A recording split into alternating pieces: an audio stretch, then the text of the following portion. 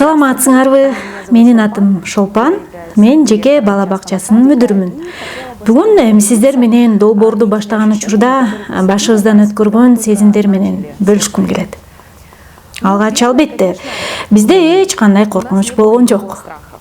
Бул гениалдуу идея оюбузга келгенде биз вау, келгиле Кыргызстандагы эң мыкты бала бакча ачабыз дедик дагы иштей баштадык.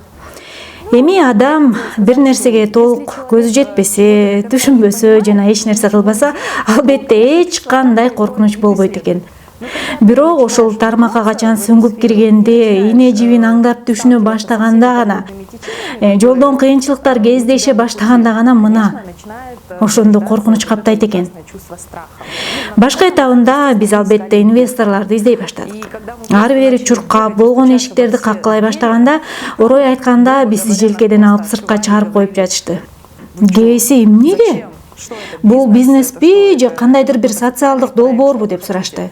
Алар бизге дароо эле бакча бул бизнес эмес дешти. Бирок биз билебиз. Бирок биз муну тигини каалайбыз деп күйүп, жанган көздөр менен жооп берип жаттык. Алар болсо кечирим сурайбыз, биз тек гана бизнес жаатындабыз, ал эми бала бакча биз үчүн бизнес эмес дешти. Кыскасы баш тартып жатышты. Биздин көңүлүбүз бир аз сууй түштү. Бирок оюбуздан баш тарткан жокпуз. Бул жолду башкалар басып өткөнүн түшүнүп эле жаттык. Жакын санаалаштар азыр менчик бакчаларынын саны 200дөн ашык. Күн сайын жаңысы ачылып жатат. Силерге мунун не кереги бар дешет. Андан көрө хостел же мейманкана ачкыла. Көбүрөөк акча табасыңар. Биз болсо жок, силер түшүнбөй жатасыңар. Бизге идея маанилүү дейбиз. Бизди эч ким колдогон жок кыскасы. Эгер идея маанилүү болсо, акчаны өзүңөр издегиле дешти. Карыбызга бейилчебизден баттык.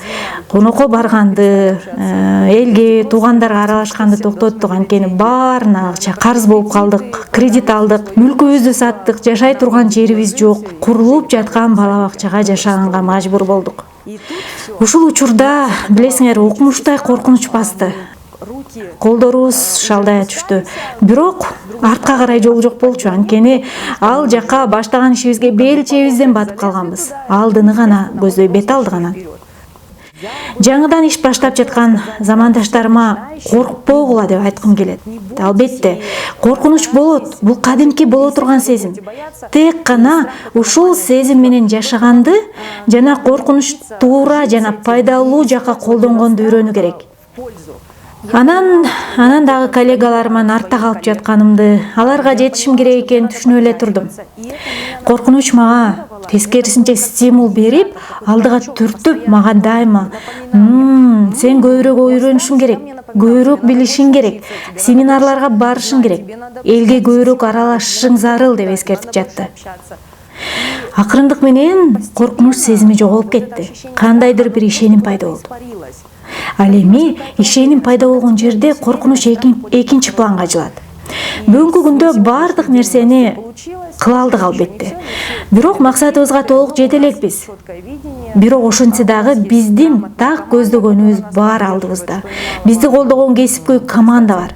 Баса, сиздин баалуулуктарыңыз жана сиз умтулган нерсени бөлүшкөн, так эле ошол нерсени баалаган адамдар жаныңызда болушу өтө маанилүү. Эң негизгиси финансылык пайданы биринчи орунга койбогула.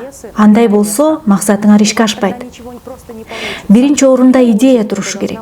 Сиздин продукт же сиздин кызмат башкаларга кандай пайда алып келерин түшүнүшүңүз керек. Балким сиз өз оюңузду сөз менен туура жеткире албайт чыгарсыз. Бирок сиз өз кызматыңыз же продуктуңуз дүйнөнүн жакшыртаарына, мыкты жагына өзгөрүү алып келерине ишенсеңиз, бул ишеним менен бардыгын кыла аласыз.